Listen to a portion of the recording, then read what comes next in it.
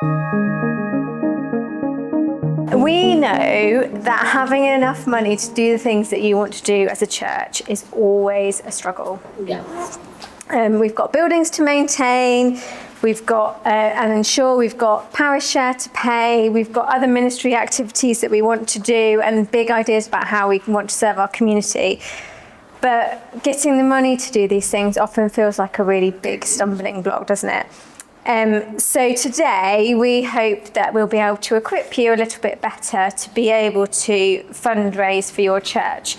We're going to be focusing on church building projects because as a team we've found that 90% of the questions that we get asked about fundraising are to do with a building project, either like a repair project like your roof's fallen in, or because you want to reorder your church in some way to better serve your community. So we're going to focus on that today.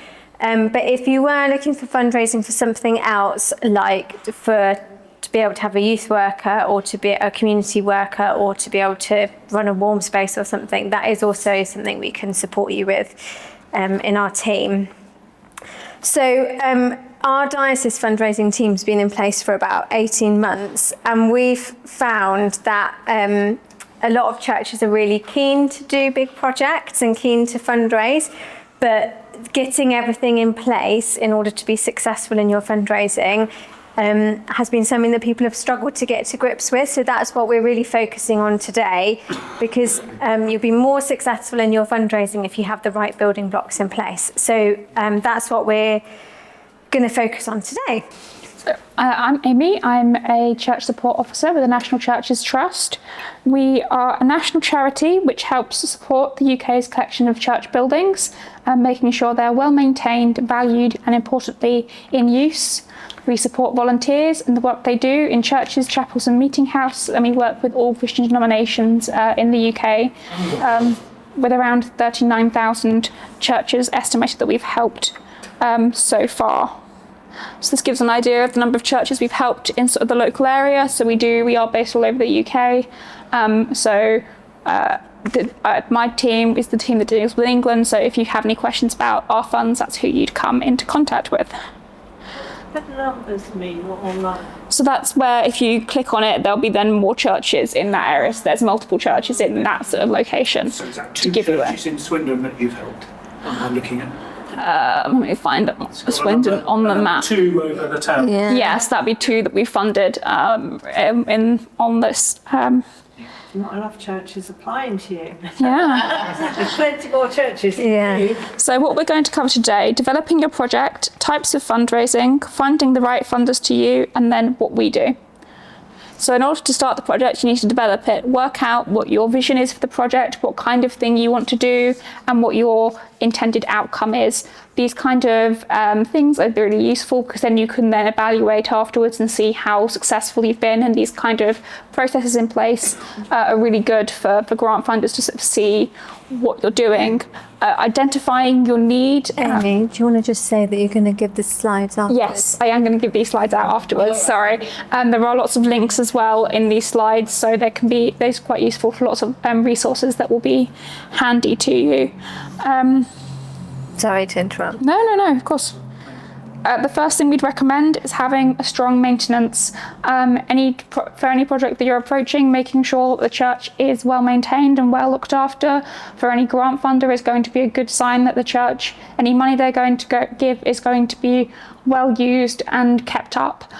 So we have a maintenance checklist that we have on our website that you can use, and we recommend putting these things in place, not just for repair projects, but they're also really good for community projects, because what we're looking for as funders is we're looking for places where the building blocks are in place and the sort of the day-to-day is in place in order to then build on it and further on. Before you go any further, what are some of the things that are on the maintenance checklist? Just a comment. So the maintenance checklist, we will have it broken down into like things you would have to do annually, things to do monthly, things to do weekly. So you might want to do an annual check of make sure you're doing annual checks of your gutters to make sure there's no leaf build up in your gutters, and then like all the way down to like basic checks, like making sure the lights are working and making sure that you're checking for any damp patches in the church. So it's a way to break down those kind of activities, and then show, if you're then applying to somewhere, show that you're doing that. So you've got an evidence basis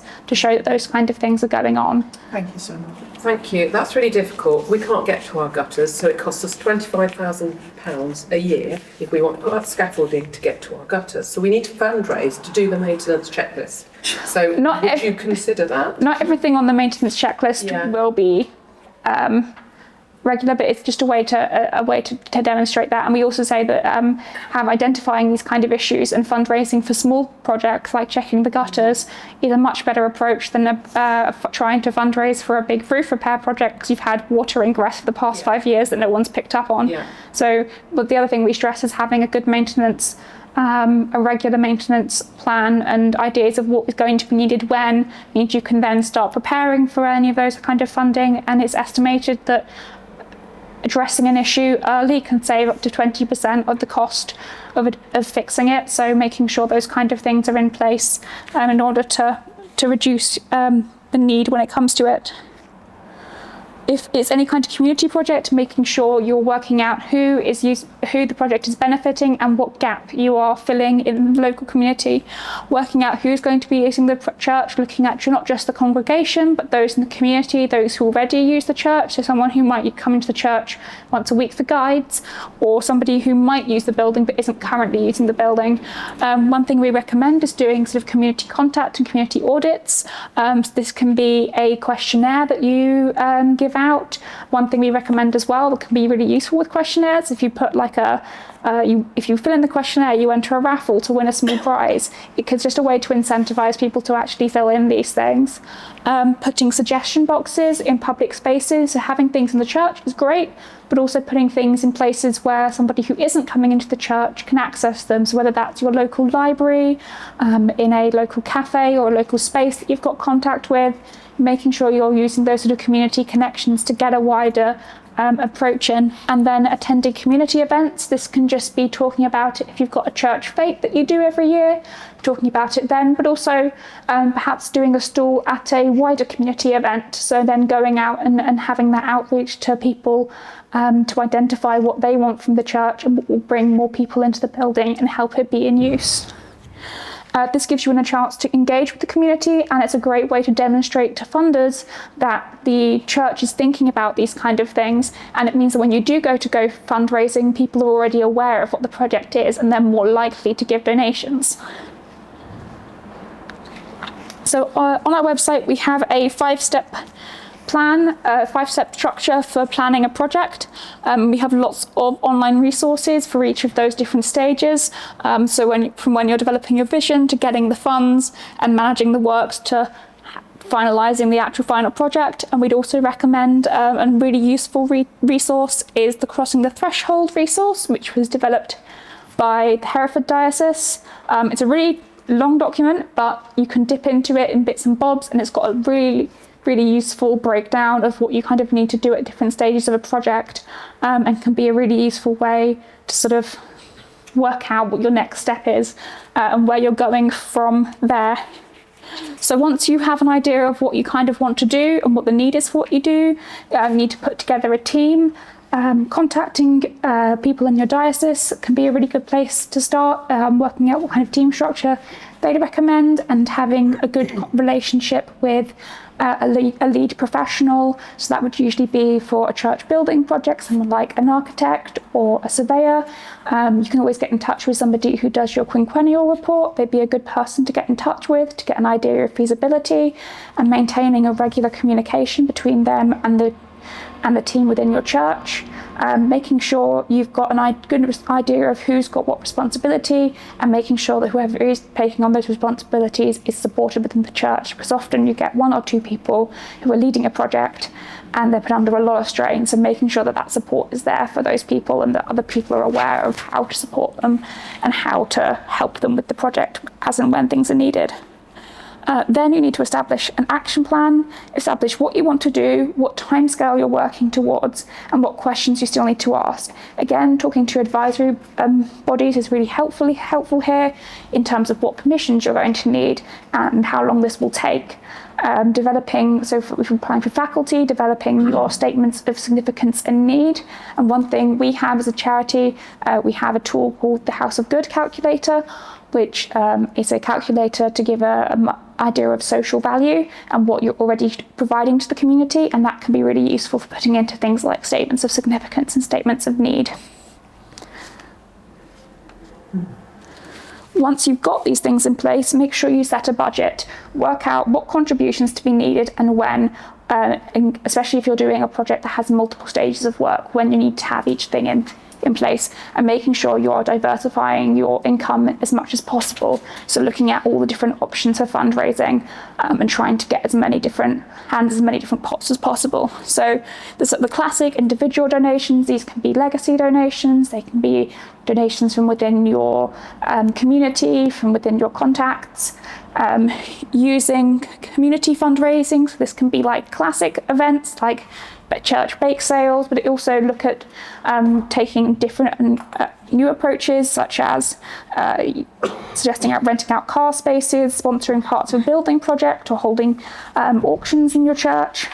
And then also looking at new digital fundraising tools. So these can be talking to match funding providers. So a lot of supermarkets have schemes for community fundraising that it's worth getting in touch with. I know Co-op has, and I know Tesco's has. So talk to those local supermarkets if you could put things up in their shop, and if you can get in on that scheme.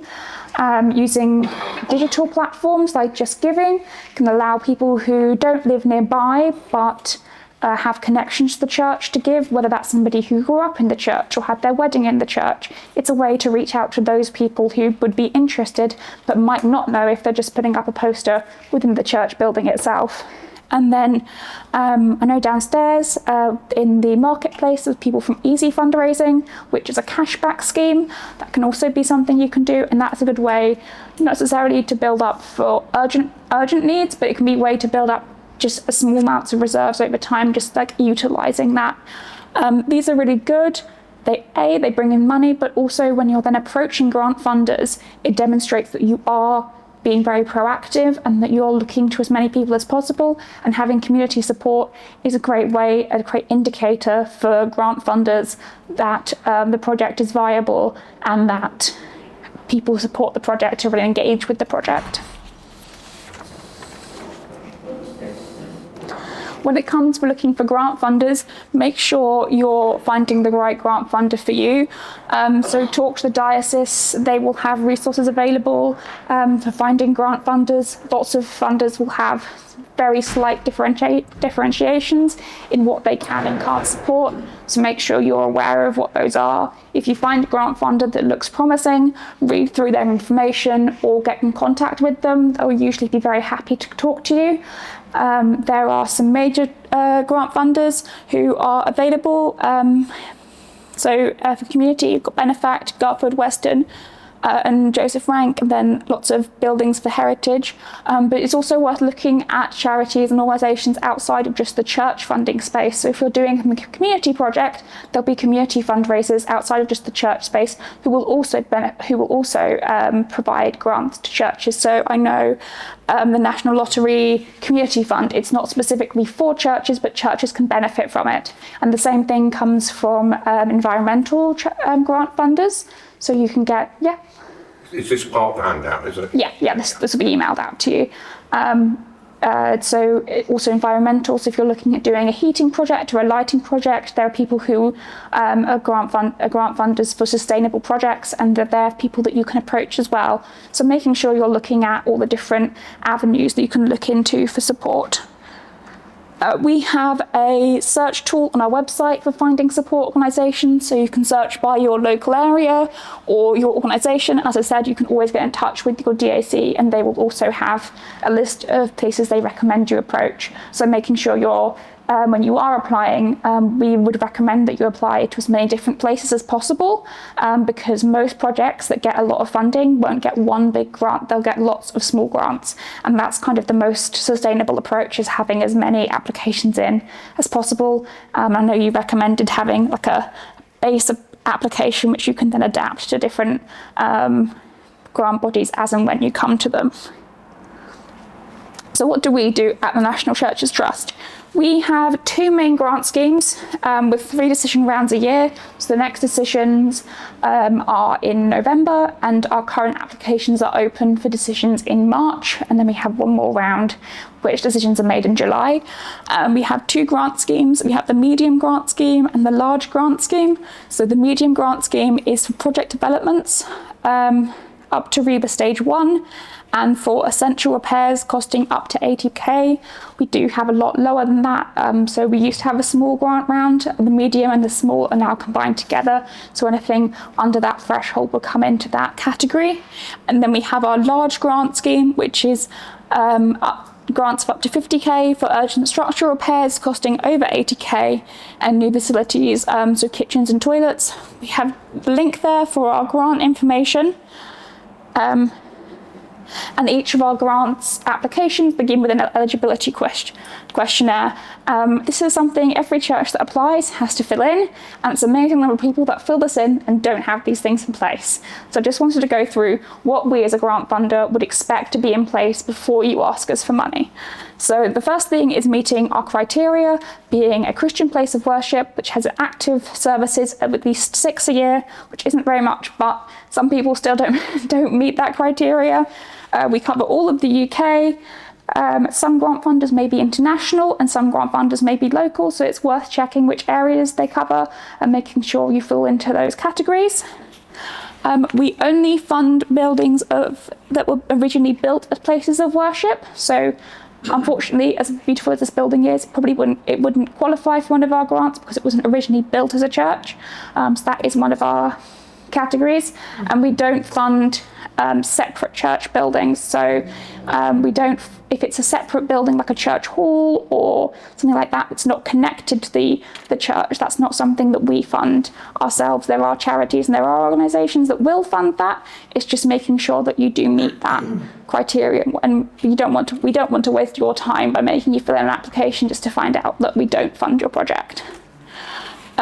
We ask that at least 50% of funds are raised or are secured. So that can be not necessarily money that you have in person, but that you have other grants. So other grants that have been in pledge, that can be listed places of worship grant schemes, so plans to reclaim VAT.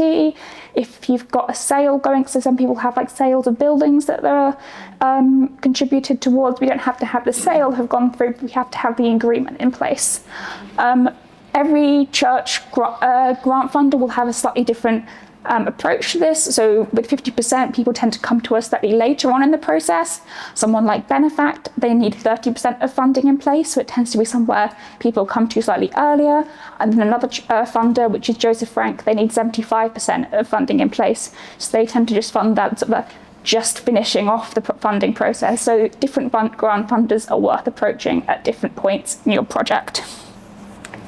We ask that church buildings are open for at least 100 days a year outside of worship, or will be within a year of completion. This is because we have an emphasis on churches being open and in use. This can just be literally just be the door is unlocked and people can come in, or it can be that you're holding activities in the church. So if you've got a coffee morning that's going on in a church, that counts towards it. And it's just promoting the idea that your church building is in use and is sustainably in use. We do also have a stipulation that you can apply with key holder details available if that is a situation that is specific to your church. And if you are in a situation where that isn't possible for you at the moment, we always recommend you getting in touch and having a conversation about why that isn't possible for you at the moment. It may be, for example, if you are having urgent repair issues and the church physically can't be open, we completely understand that. Or if you're in a situation where there's like community issues, then that can also be something that we can get in touch and have a conversation about. But that is sort of the the general eligibility criteria. The 100 days. Uh-huh. If we were open on a Sunday morning and then we leave the church open until tea time, would that count towards the 100 days or not? If it's outside of the worship, then I think Yeah. that would count towards it. Yes. So it's usually just 100 days. It's 2 days a week that the church needs to be open and available for people to come in, and for the community to use the building. A lot of the churches we support are listed buildings. If you are a listed building, we ask that you have a conservation accredited architect. So we have details about what we mean by that. But it's REBA and the AACB both have levels of accreditation for architects, which mean they have conservation accreditation. We also ask that the person you can either be an architect or they can be a qualified surveyor. And if you're not unlisted building, they just have to be an architect or a qualified surveyor. If there is any exception to that, for example, we've had some projects where the lead has been it's just a very plain flat roof replacement, and so they've got in touch with us about that. Again, if there's any questions you have about qualifying for that particular eligibility criteria, just get in contact with us and we'll have a conversation about it. The other really important thing is having permissions in place. So as Anglican churches, we would expect to see faculty or List B approval for the project, or if it's a project that doesn't need those things, having a letter from the diocese to confirm that that is the case. It's also worth checking if you're planning to do anything with an extension that you might need general planning permission. So if you do need to have that, get that in place as well. So these can be quite long processes, so make sure those are all in place before coming to the grant funders, because our grants are only once you've been given a grant, you have to claim it within 2 years. So if you're then spending the next year getting your permissions in place, you then not got much time to actually do the project. For our medium grants, we need multiple quotes in place. It's just 2 quotes from contractors to get an idea that you've approached multiple places, that you've got what is a realistic quote for your work, that you found the best place for it. For our large grants, it's slightly more complicated because there may be multiple contractors involved. So we would ask for a stage 1 application that you just have the information in, and often that can be signed off by your architect as an estimate, but by the time we get to the sort of stage 2 of the application, we would expect to see contractors and quotes in place to make sure that the money we're giving you is realistic and is suitable for the actual end goal of the project. And finally, work cannot have started yet. So some funders will sort of fund retroactive work. We don't. Our stipulation for our main grant scheme is that the work cannot have started, has to start off the application date. It can have started before the committee date, if that is the case. However, we also work with Wolfson, so Wolfson Foundation provide money to some of our churches, and they ask that the project starts after the decision date. So there's slightly different stipulations for the 2 different sources of money that we have. I know I've just bombarded you with a lot of information.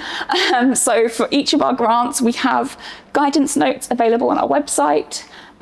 This may change, so our website is going through some updates at the moment. So this is just what it looks like at the moment. I can't guarantee that's what it will look like if you come to use it. We just have little drop-down menus here, and you have guidance notes, and that will take you through all the eligibility criteria, all the questions that are going to be in the application, what we're looking for. And if you have any questions about any of that, please just get in contact with somebody in our church support team.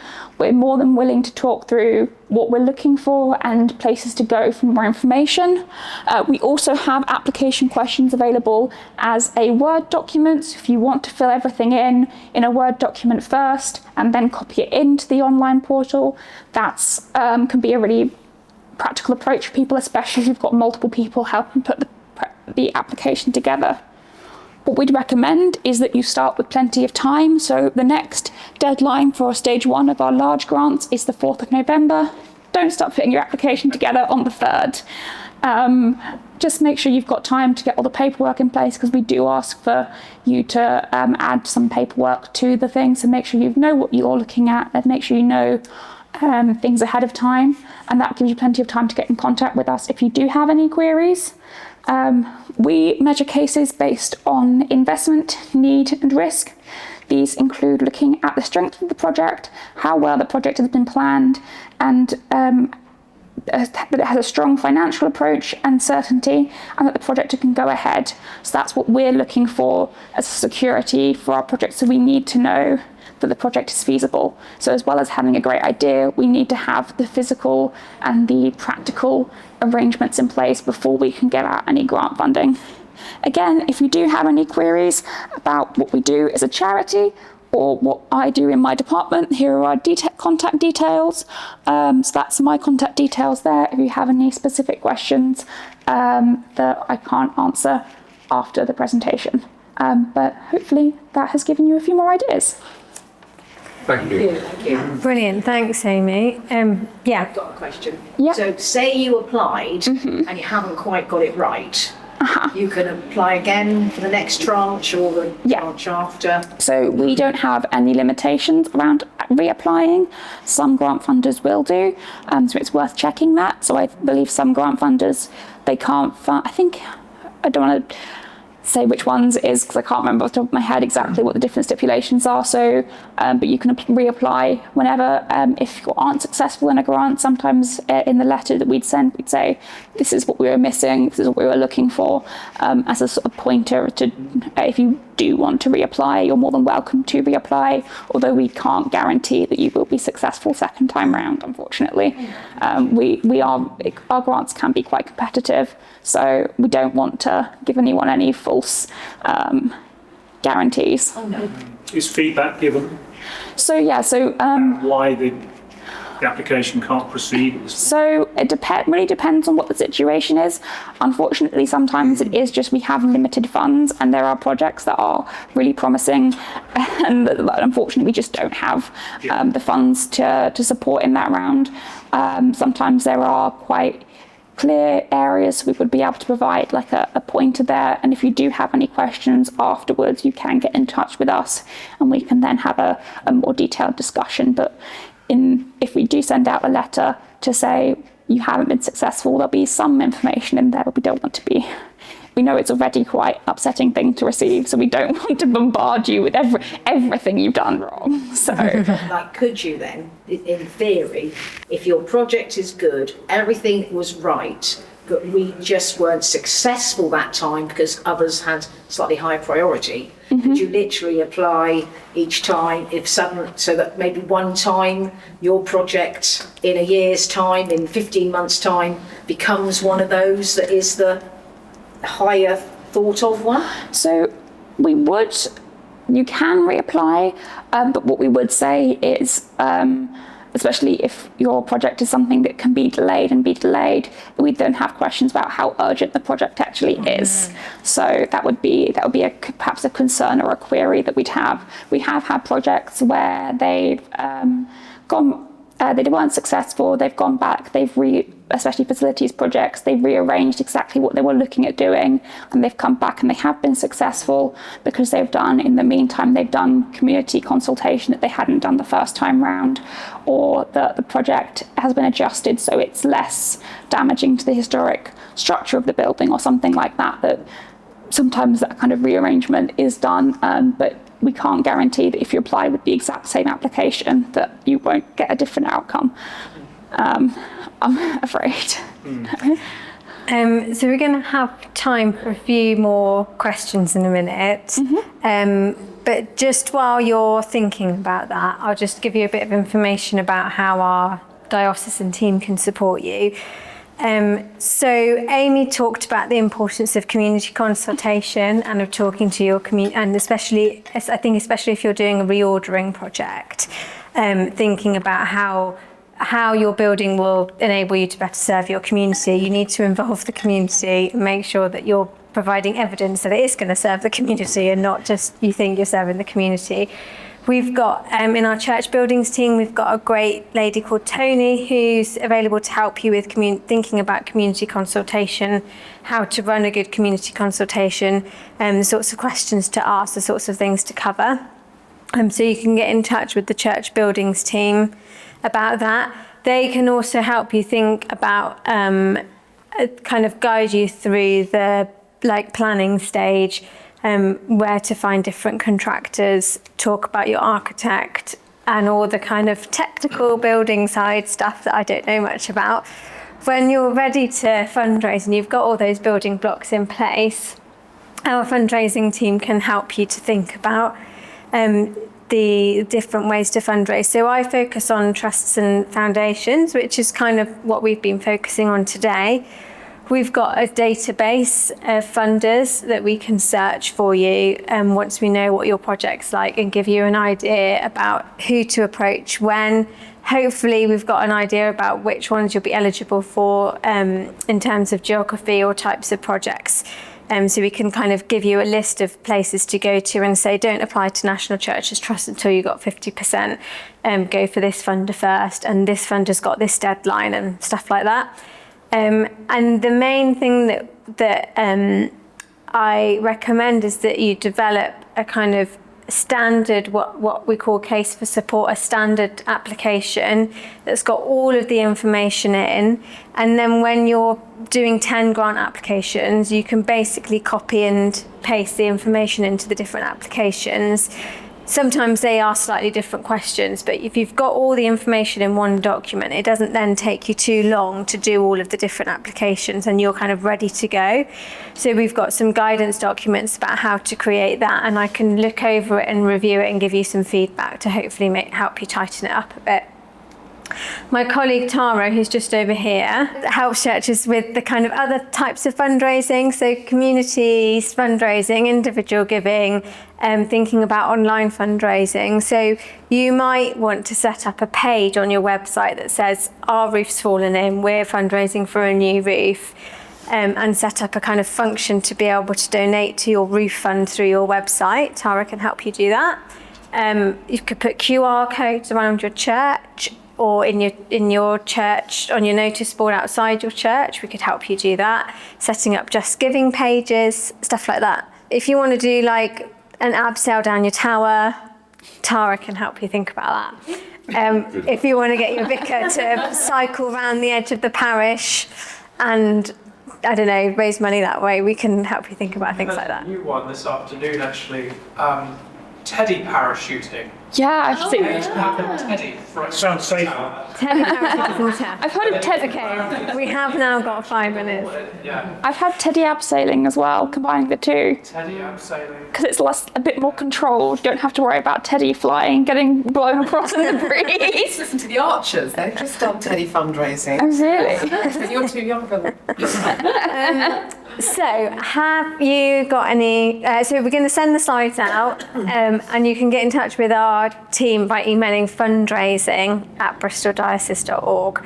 But have you got any questions? We've got 5 minutes, apparently. It's more just an observation, I think. Yeah. Where we are, which is 3 miles south of here, we have a Grade 1 listed building. And just where we are seems to have a real dearth of contractor expertise on historic conservation. So the multiple quotes is a bit of an obstacle. Yeah. Just getting people's attention, particularly for So, anything that's minor, or they suspect we haven't got the money. So they're thinking it's speculative, that the contractor's thinking, I'm not convinced this is going to come to the job. I've come across that problem. We've got one who are really good, but they come up from Somerset. yeah. So we do have a I know it's a question more for Neil and Yeah, so I was going to say they can sometimes, this as well. yeah, they can sometimes help, but you've got a So response we've as well. got a resource for searching for people that do these kind of contractors on the website as well. So that's really useful. The Bristol and Bath has a lot of historic buildings. There's a concentration there. Yeah. Sadly, here it's just a soft spot in the market. We also have There's this. some in Oxford. Yeah, we also have the situation that we do understand that not every church is going to be able to have multiple quotes. But we would ask. So we have had some situations where someone's got, well, I've got this quote I've actually got in place and I've contacted these different people, but I've not heard back from them. But they've sent us those emails and we've got proof that they have been looking, and we can then take that into consideration. So again, if you're in one of these situations where you're not quite sure if you count, or there's some obstruction to why you can't have one of these things in place, always get in touch and let us know, and we'll let you know what kind of evidence we might ask to prove that situation to our grant committee, who are the ones that make the ultimate decisions with the grants. So presenting that case to them. Thank you.